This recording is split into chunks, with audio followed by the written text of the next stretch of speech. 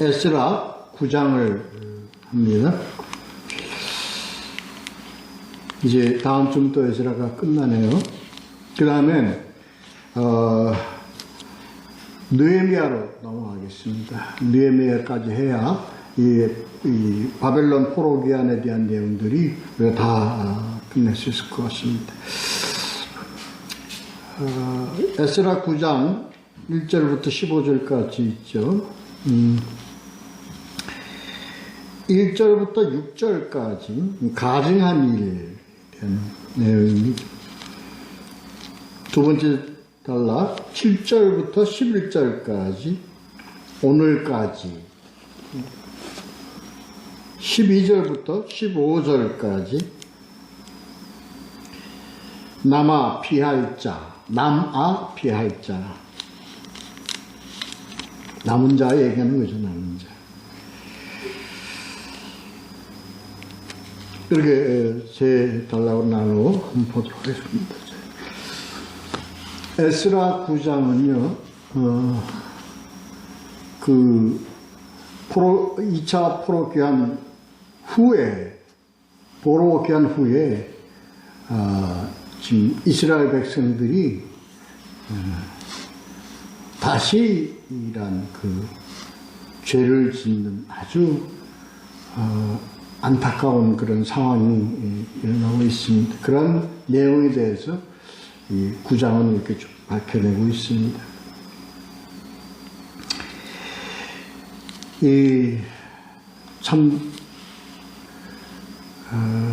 우리가 이 9장에서요, 우리가 생각해 봐야 될 내용들이 참 많습니다.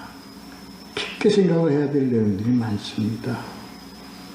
자, 본문을 보면서 함께 한번 보도록 하죠. 자, 이제 1절 나갑니다. 이 일 후에 다 와서 다 제사도 드리고 이스라엘 백성들이 다 이제 성전도도 다 와서 제사 드리고 이러고 다 2차 포로 기한이 일어난 후에 이런 의미겠죠. 방백들이 내게 나와 이르되 이스라엘 백성과 제사장들과 레위 사람들이 이방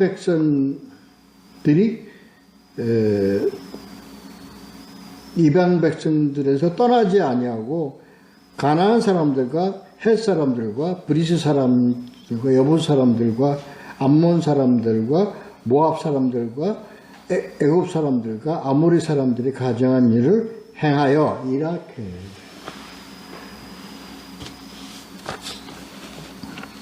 네, 그렇습니다.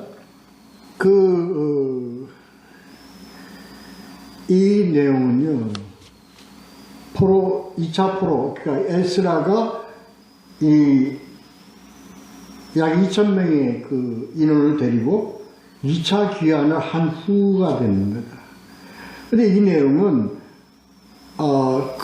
다 그렇게 이루어진 후에 이스라엘 백성들과 그리고 제사장들과 방백, 모든 사람들이 다, 이런 모든 사람들이 다 뭐라고 해요? 이스라엘 백성과 제사장들과 레위 사람들이 모두가 뭐가?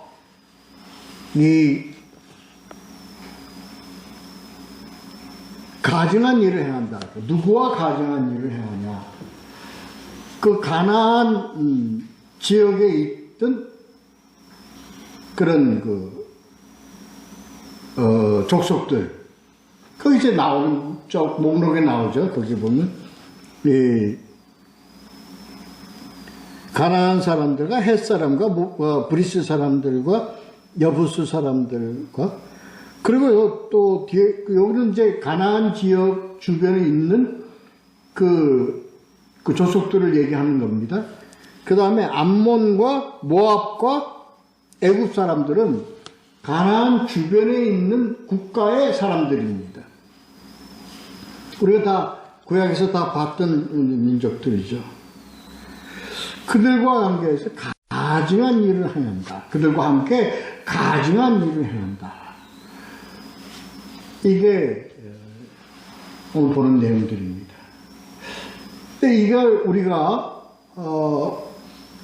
그 여호수아서 이후에 구약의 역사를 보면서 그들이 이런 이방 민족들과 저질렀던 죄와 거의 같은 내용입니다.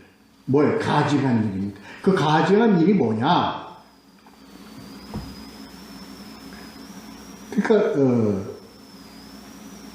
그 통혼입니다. 그들과 오늘 이 문제 가지고 할 텐데요. 그게 이제 보면 2절에 나옵니다. 그들의 딸을 맞이하여 아내와 며느리로 삼아 그런 내용입니다. 통혼한다는 내용입니다. 이게 뭐가 나쁘냐? 더더구나 요새 이 국제사회에서 그러한 개념으로 생각하면 이 통혼이 어떠한 의미를 갖고 있는가 하는 겁니다. 어느 시대? 율법 시대입니다. 하나님이 엄히 경고하신 내용입니다. 언제 때부터? 구약 시대 때부터 엄히 경고한 내용들입니다. 너희는 그들과 하지 말라, 섞이지 말라, 뭐 하지 말라 하는 그럼에도 불구하고 그런 죄를 계속 저질러 왔습니다. 그런데 그게 그렇게 저질러 왔던 죄가 지금 바벨론으로부터 포로로 노예로 살다가 귀환하는 그 후에도 이 죄가 그대로 지금 다시 반복적으로 이루어지고 있다는 것에 대한 아주 심각한 내용이 이제 에스라 9장에서 지금 나오고 있는 겁니다. 그러니까 이 통혼이라는 것이 우리가 왜 이것이 우리에게 되어서는 안 되는가? 이때 당시에 이게 어떤 개념을 우리가 오늘 우리에게 던져주는 그런 의미가 있는가 하는 것을 그리고 오늘 이 시간 통해서 우리가 한번 그렇게 나눠보도록 하겠습니다.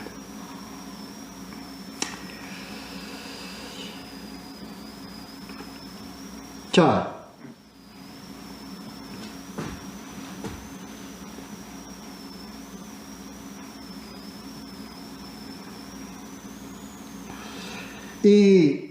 먼저 하나님께서 이스라엘 백성과 언약을 맺은 것은요, 뭐 하기 위해서?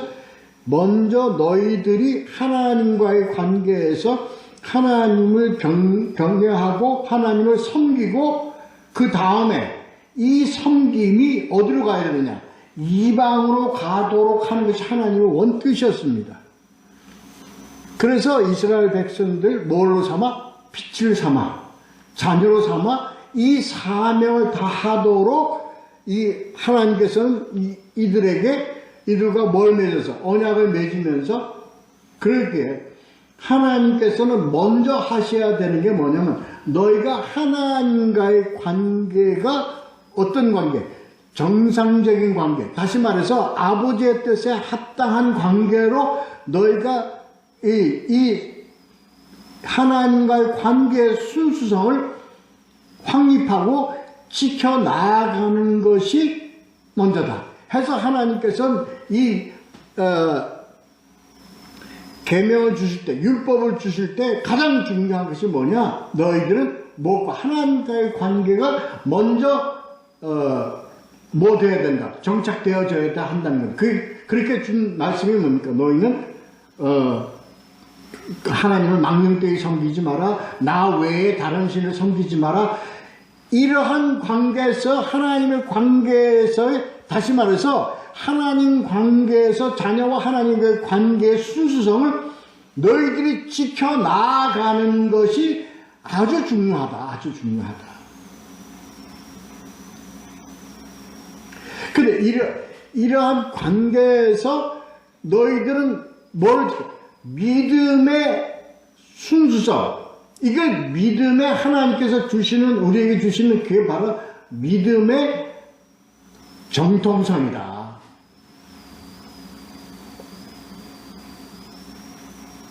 이런 관점으로 지금 에스라 9장을 봐야 합니다. 이게 그러니까 쉽게 얘기하면 우리가 부모와 자식의 관계가 있는데 부모와 자식 간의 어떤 그런 우리는 깰 수 없는 어떤 그 관계성이 있잖아요. 너희는 나에게서부터 낳고 나는 너희의 부모다 하는 그런 정통성 관계성이 형성되어졌습니다.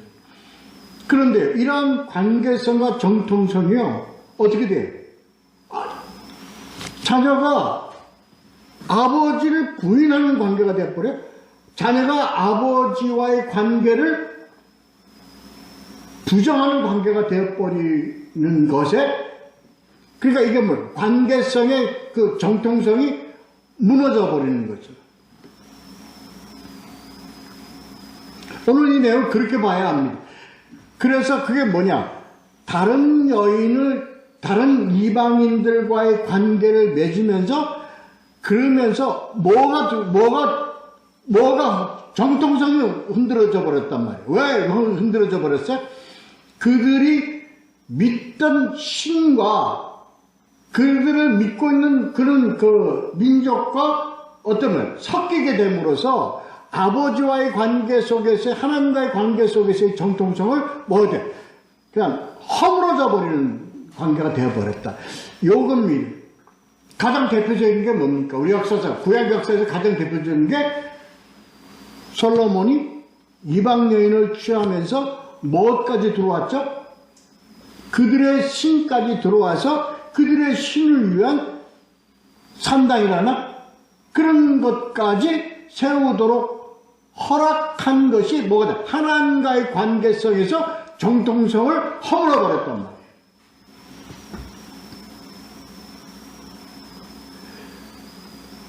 말이에요. 이게 뭐야? 가증한 일이단 말이에요. 가증한 일.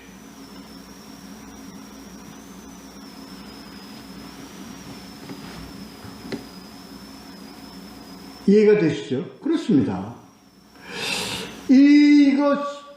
요게 지금 그 내용입니다. 근데 그것이,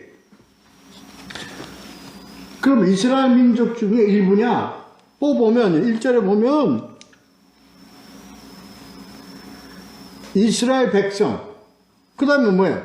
제사장, 누구? 레위 사람들.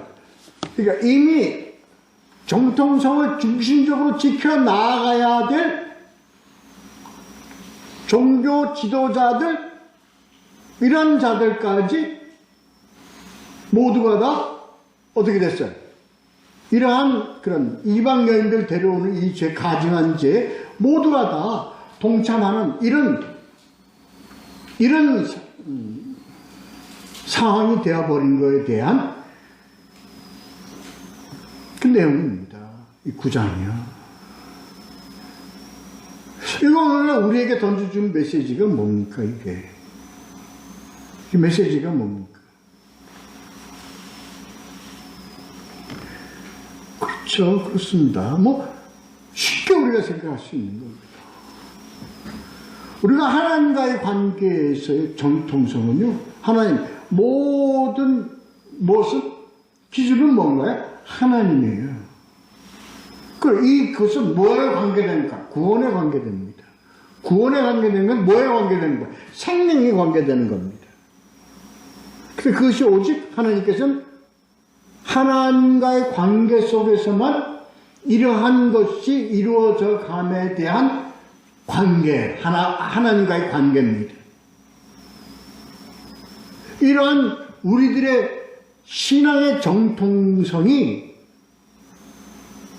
지금 허물어져 버렸나요? 그렇지 않나요? 허물어져 버렸습니다. 오늘 이 에스라 9장이 우리에게 던지는 메시지는 이겁니다. 이거를 지금 에스라가 어떻게 됩니까? 이 상황을 알고 이 상황에 참남한 고백을 하는 내용이 에스라 9장입니다.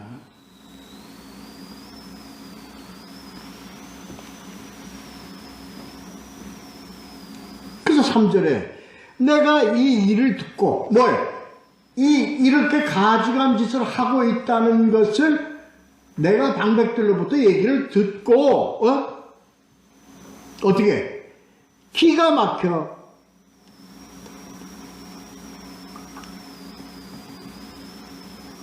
그 기가 막혀 앉으니 뭐야 기가 막힌다. 이 기가 막힌다는 건 뭡니까?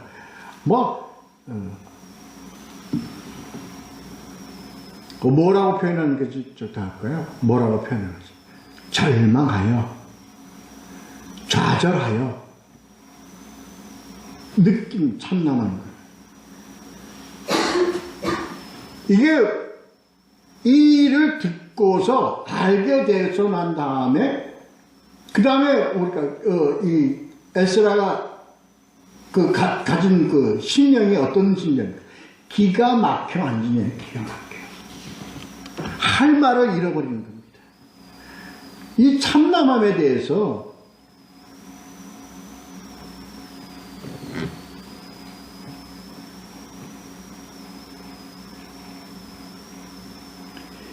이게 오늘날 우리에게요, 어떤 걸, 이게 우리의 신앙의 순성을 우리가 상실한 이 부분이 우리는 어떤 우리가 심령으로 이걸 우리가 생각을 해야 됩니까? 받아들여야 됩니까? 뭐야? 기가 막힐 겁니다.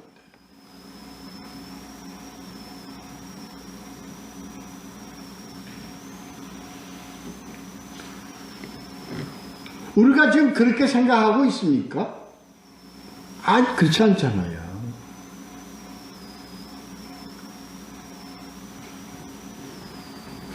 우리가 지금 이 세상에 우리 이 교회가, 우리 기독교, 우리 개신교가 지금 뭐 하고 있어요? 다른 종교하고 혼음을 하고 있어요.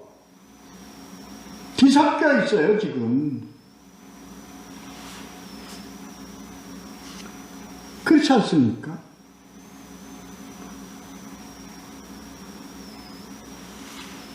요새 다원론이 나오고요. 하나님과의 정통성을 막 깨는 그러한 원리들이 교회 내에서 막 등장을 하고 있다고요. 자유주의 신학에서 그렇게 되어 있고요. WCC가 그렇게 되어 있고요. 세계별 교회 협의회인가 이게 그렇게 되어 있고요. 지금 이걸 어떻게 제재가 됩니까? 제재가 안 되어 있습니다. 그리고 지금 그것을 어떻게 기가 막혀 앉을 상황에 그런 우리들이 그 생각을 그렇게 갖고 있습니까? 아니, 전혀 그렇지 않습니다. 어떻게 생각하고 있습니까? 잘 굴러가고 있는데. 교회가 잘 굴러가고 있는데.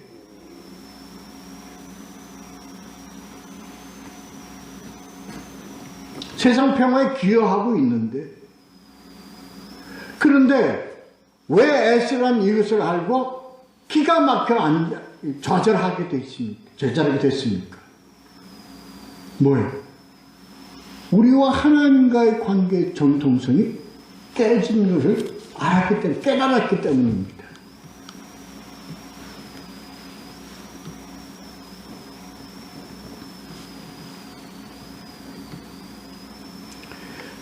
그런데 4절에 보면 이렇게 되어 있습니다. 4절에 보면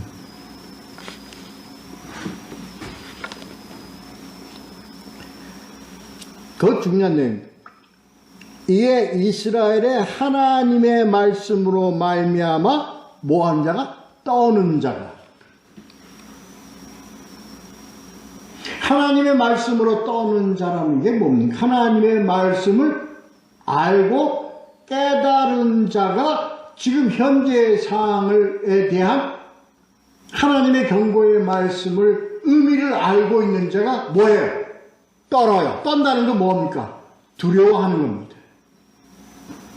닥쳐올 하나님, 우리가 이스라엘 역사 속에서 이러한 가증한 짓거리에 대해서 하나님께서 주신 형벌의 어떤 그러한 상황을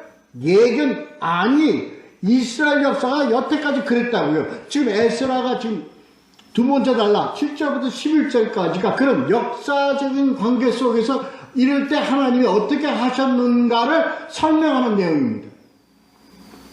그래서 알고 떠는 자라는 건 그런 하나님의 말씀을 알고 뭘?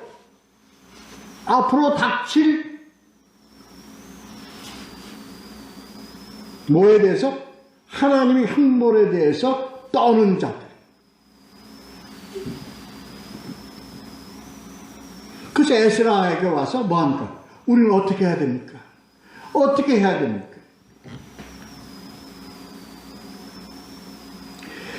이러한 자들이 있어야 된다는 거예요. 이러한 자들이.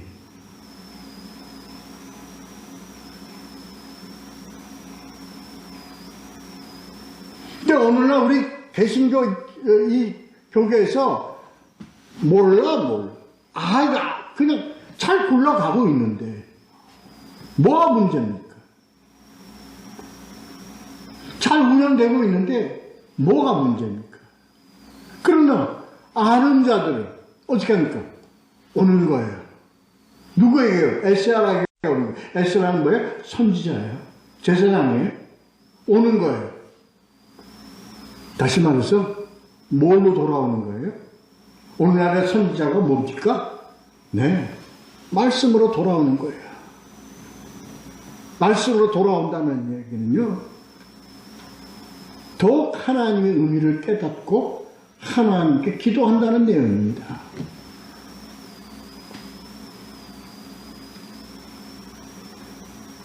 그래요.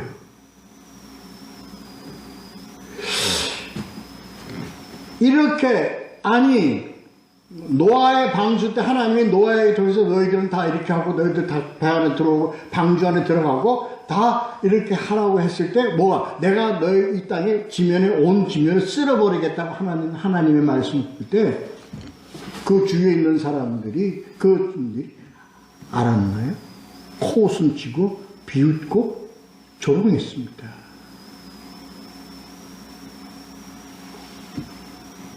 비가 내릴 줄 상상도 못하고, 내려도 어떻게 내려요? 이렇게 내릴 줄 상상을 못하는 겁니다. 오늘 우리가 그러한 지경 속에 속해 있다는 것을 우리가 지금 모르고 있어요. 무감각해요. 아버지께서 이렇게 말씀을 통해서 경고를 하시는 걸 우리는 지금 우리하고는 아무 관계가 없는 것 같이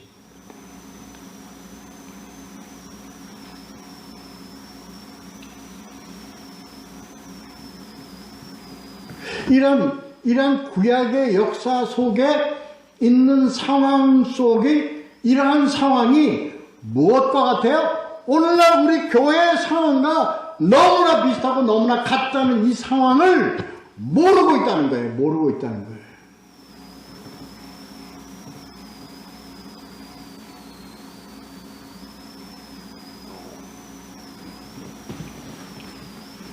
오늘 이 내용을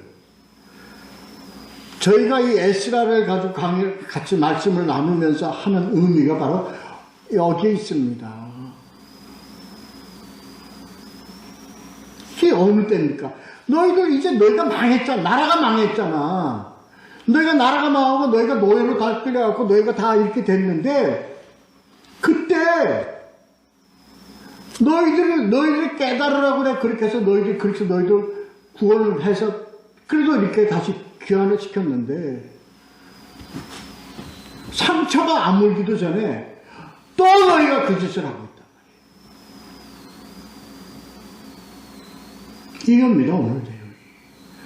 또 우리가 이렇게 죄를 짓습니다. 어떻게 해야 됩니까? 9장인데.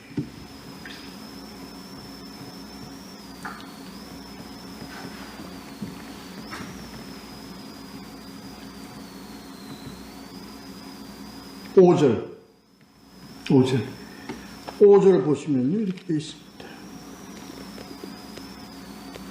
이에 이스라엘의 하나님 말씀으로 말미암아 떠는 자가 사로잡혔던 얘기와 죄 때문에 내게로 모여오더라.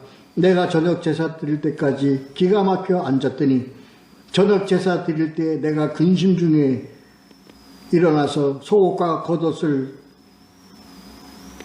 찢은 채 무릎을 꿇고 나의 하나님 여호와를 향하여 손을 들고 말하기를 나의 하나님이여 내가 부끄럽고 낯이 뜨거워서 뜨겁고 낯이 뜨거워서 감히 나의 하나님을 향하여 얼굴을 들지 못하오니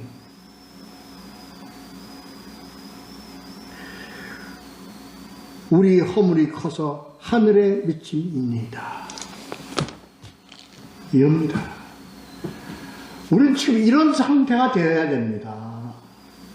우리는 하나님께 어떻게 감히 우리는 낯을 들고 부끄러워서 낯이 뜨거워 하나님께 낯을 이렇게 되어야 됩니다. 우리가 지금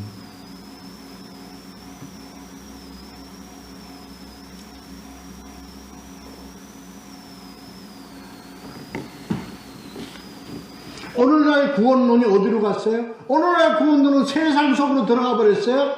오늘날 구원론은 뭐로 들었어요? 오늘날 구원론은 우리들의 육신으로 들어가 버렸어요? 이 땅에서 하나님과의 관계에서 그냥 그걸로 끝나버리고 말고 있어요. 지금요 우리는 범사에 형통하고 뭐 범사가 잘 되고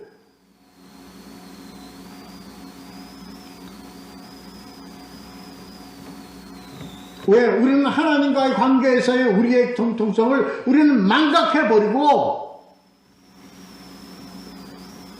이런 관계 속에서 이걸 왜 제가 왜 이런 얘기 제가 해봐야 무슨 소용이 있습니까? 이런 얘기 해봐야 나한테 아무 도움이 되지 않고 이거 다 아무런 그것도 없죠. 그러나 우리는 뭐 하나만은 지켜야 될까? 하나님과의 관계에서의 정통성만큼은 지켜야 되잖아요. 바른 신앙은 가져야 되잖아요. 왜? 제가 그 중에 한 사람이기 때문에.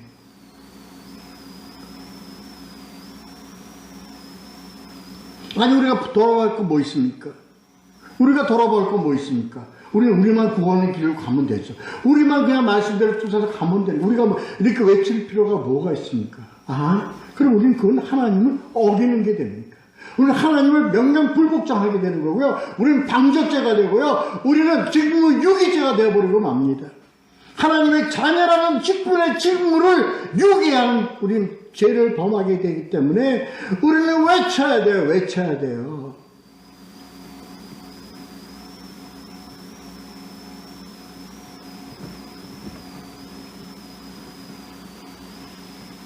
정말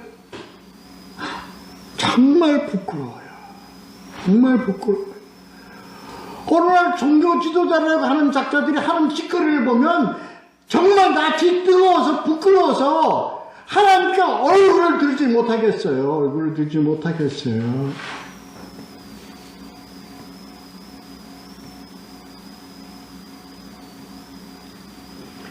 오만 세상에 더러운 짓은 다 하고 앉아있고 말이야.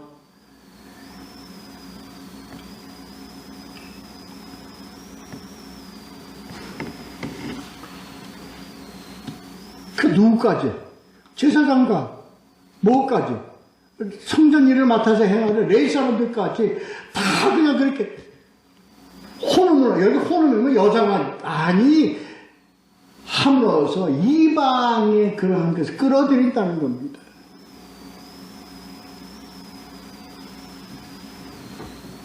뭐라는 이름으로? 실용이라는 이름으로, 합리주의라는 이름으로.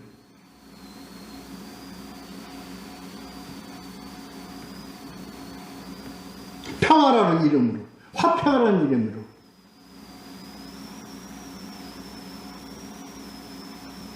똑같아요. 세상을 망가뜨리는 그 원자탄을 내가 끌어들임으로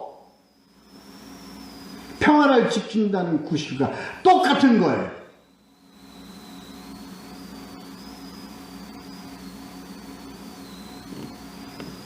죄의 합리화, 인간 교만의 합리화,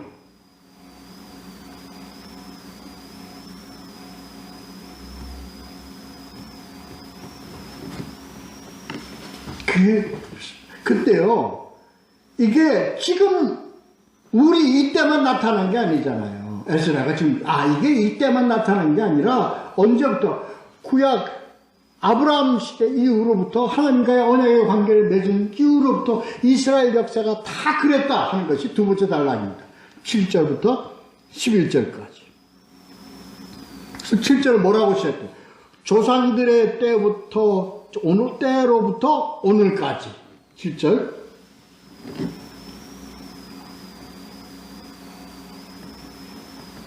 그렇잖아요. 이러한 의미성을 가지고 있는 스토리 내용들이 아니 아브라함 시대 때부터 계속 이어져 왔어요. 그래서 어떤 하나님께서는 그러한 것을 경고를 주셨다가 그 다음에 어떻게 또 형벌을 주셨다가 노예를 살게 했다가 그래서 다시 하나님 그 외치는 소리 긍휼히 여겨서 다시 그 백성들을 다시 구출하셨다가 다시 죄를 지어서 나라를 부강시켰더니 아니 이방의 완해로 맞이한 솔로몬에 의해서 다시 그러한 그 우상들의 물밀듯이 들어와서 후손들이 이방도 섬기고 하나님도 섬기고 그냥 오만 잡통신앙으로 가는 것이 오늘날 우리하고 똑같다는 말이에요. 똑같다는 말이에요.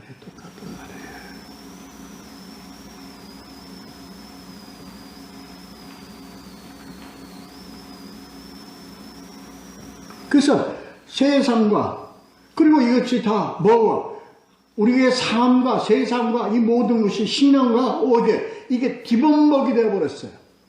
섞여버렸어요.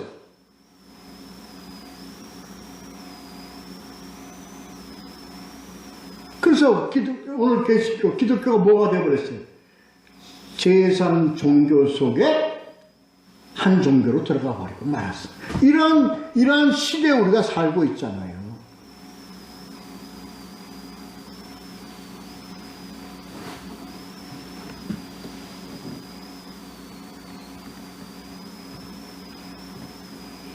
이러한 것이 갈수록 보면 7절 후반에 보면 우리의 죄가 심하네요. 이게 어떻게 그것을 우리가 깨닫지 못하고 반복적이고 습관적으로 우리가 되어가는 과정이 우리의 죄가 심하네요.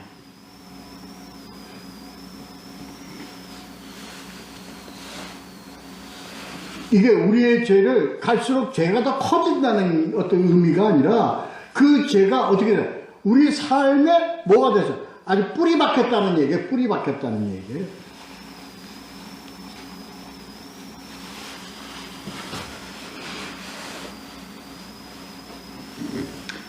이러한 죄를 그냥 버려두지 아니하시고 하나님께서는 여러 왕들의 칼에 죽게 하고 멸망하게 하고 노예로 끌려가게 하고 이게 뭐예요? 오늘날과 같으니 그러면 이것이 오늘날과 같다. 이 당시에 뭡니까? 이미 너희가 너희 백성들을 구출해서 다시 너희들이 예루살렘으로 보내준 지금 이후에 오늘날과 같이 같다 이 얘기입니다. 이 얘기가 언제? 오늘 시대에 우리가 하나님의 백성, 하나님과 함께 동행하고 살며 하나님의 구원의 자녀로서의 삶을 살아간다고 한 우리들의 오늘날 이 상황과 같으니 이걸 알아야 된다는 얘기예요. 이거를.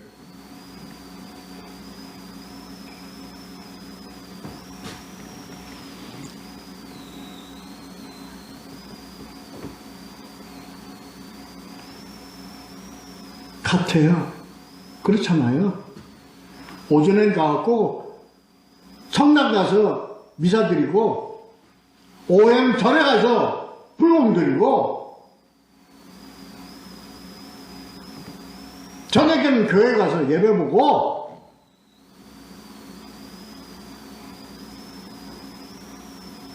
같은 겁니다. 왜? 섞이고 돌아가고 있습니다. 지금 세상은.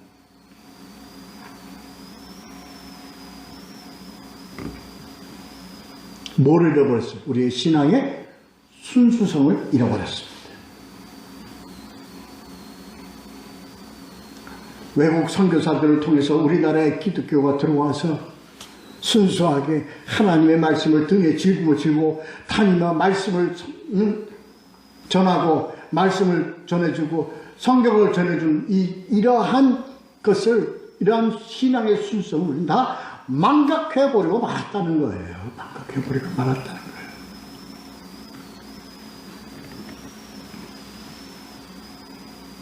그렇습니다.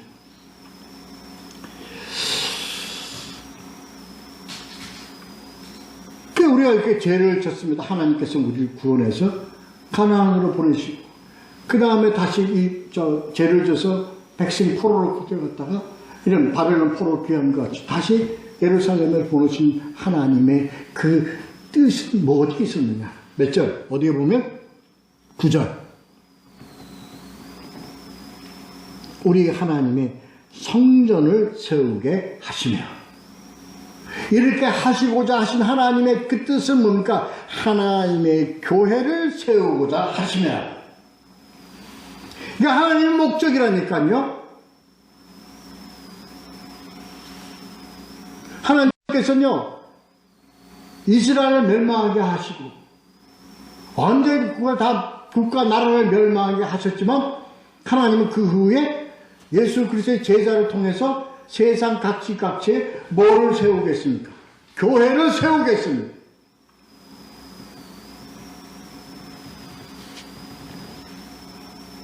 이건 무슨 교회입니까? 하나님의 교회입니다. 하나님의 교회는 하나님의 뜻, 하나님을 아버지와의 관계 속에서 정통성을, 순수성을 가지고 있는 신앙의 공동체, 교회입니다.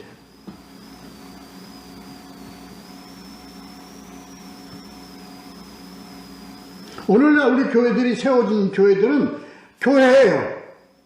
십자가는 달았어요. 교회 제도를 지켜요.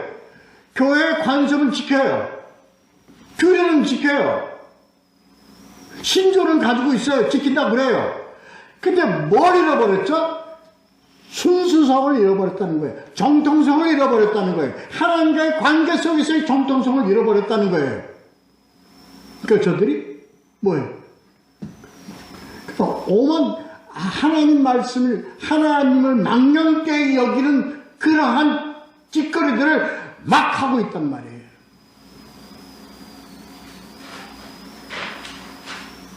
나 외에 다른 신을 두지 말라 하는 것은 따르지 말라는 얘기도 있지만, 하나님과의 관계를 지켜라는 그 순서를 가지고 있어라는 얘기입니다. 왜? 마태복음 16장 16절, 주는 그리스도시요 하나님의 아들이심이니이다. 이 관계를 잊지 말라는 거예요. 이 관계를.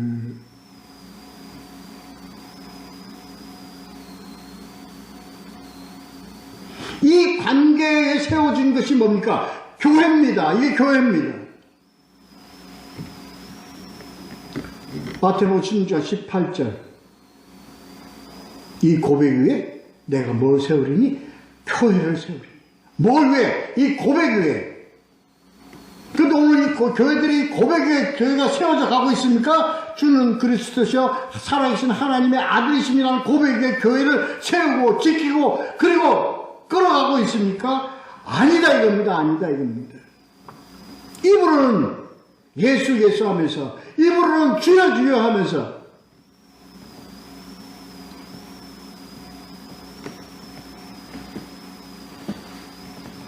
아니다. 이 얘기는 무슨 얘기?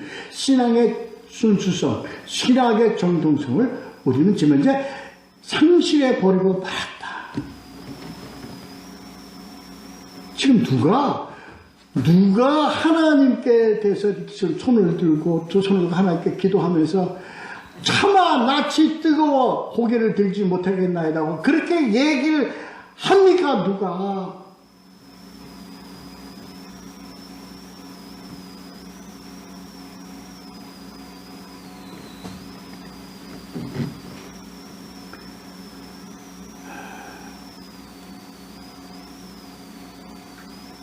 예수님의 예수님. 우리에게 있는 우리 예수님입니다.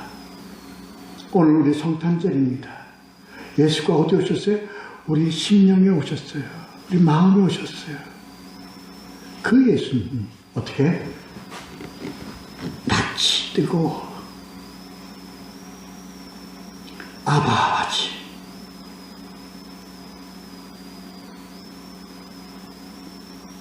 낯이 뜨고 눈물을 흘리며 아버지께 기도합니다. 저들이 무엇을 하고 있는지 알지 못하나이다.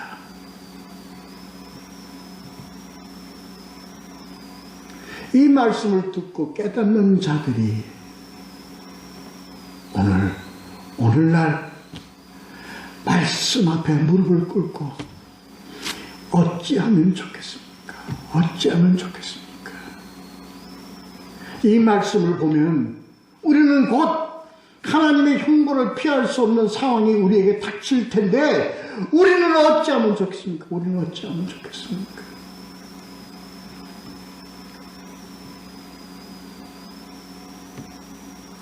거기다 영이 선지자들을 통하여 몇 절? 11절. 오늘날 뭘 통해서? 말씀을 통하여. 어느 때나 어때나 저때나 내가 얘기를 하는데 뭐해? 내가 너희들에게 이미 다 보여주지 않았냐? 성경에서 나라가 망하고 국가가 망하고 민족이 다 망하고 민족이 다 노예가 되고 풀려갔더라도 내가 뭐는 남겨두었다? 뭐는 남겨두었다? 네, 남겨두어. 세 번째 단락, 남아 피할 자. 남은 자를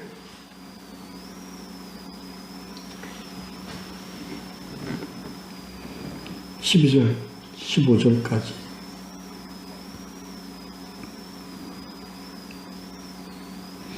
그래서 너희들 말씀을 알고 말씀을 들어 떠는 자들, 두려워하는 자들, 앞날의 걱정, 염려, 근심, 호소하는 너희들이요.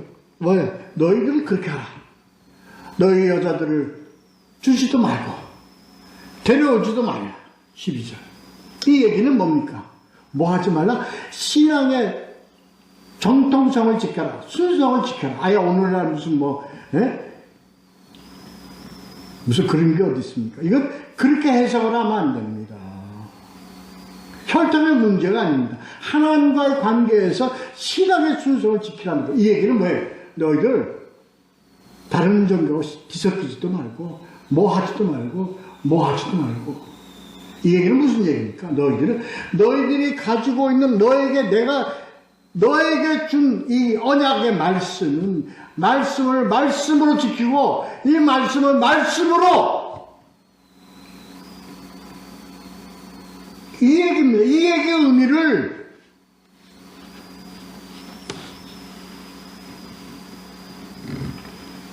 근데 너희들은 뭐예요? 세상 이 말씀을 세상에다가 뭐하고 팔아먹어 버리지 않느냐 말이야. 말씀을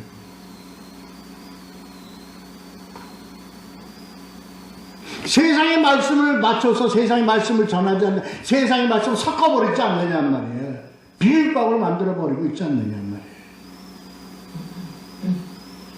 그래서 교회 들어와서 나한테 주여 하나님 아버지여 우리가 주님께 영광을 바친다 가증스러운 짓거리를 하고 있지 않느냐 말이에요. 그게 가증스러운 겁니다.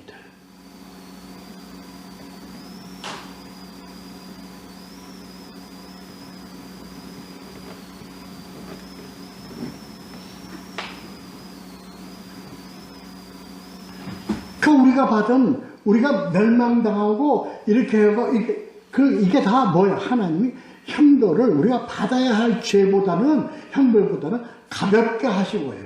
왜? 가볍게 하시는 이유가 뭡니까? 살 길을 하나님 늘 항상 두신다는 겁니다. 살 자격이 없습니다. 우리가 다시 살 자격이 없어요. 하나님을 배신했는데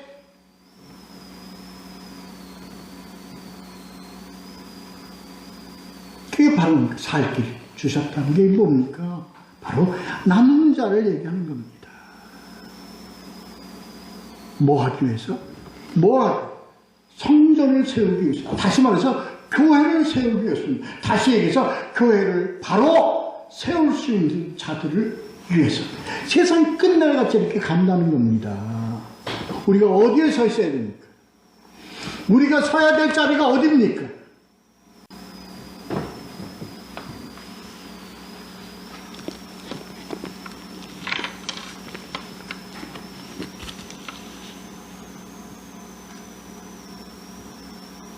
이 백성들, 하나님께서는 누구를 하나님께 사랑하시고 누구에게 하나님께서는 얘기하시잖아요. 뭐 하기 위해서?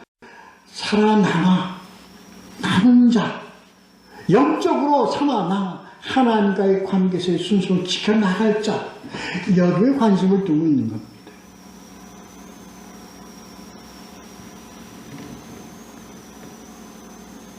사랑하는 주의 백성들이, 우리는 다 함께 이걸 향해서 가야 합니다. 믿으시고 오직 하나님의 구원의 길은 예수 그리스도 복음입니다. 말씀의 복음에 의해서 우리가 이 하나님께 주신 그 뜻을 우리가 눈으로 볼 수 있어야 됩니다. 만질 수 있어야 됩니다.